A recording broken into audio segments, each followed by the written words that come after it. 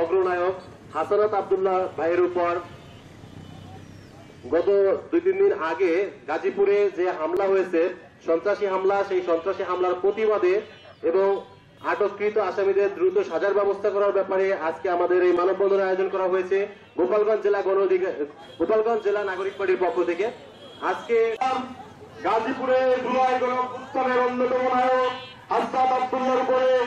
সন্ত্রাসীরা হত্যার উদ্দেশ্যে হামলা করে আমরা জাতীয় নাগরিক পার্টি এনসিপি গোপালগঞ্জের পক্ষ থেকে এই হামলার তীব্র নিন্দা এবং প্রতিবাদ জানাচ্ছি এবং সন্ত্রাসীদের উপলক্ষে এই স্পষ্টভাবে দাঁড়িয়ে দিতে চাই,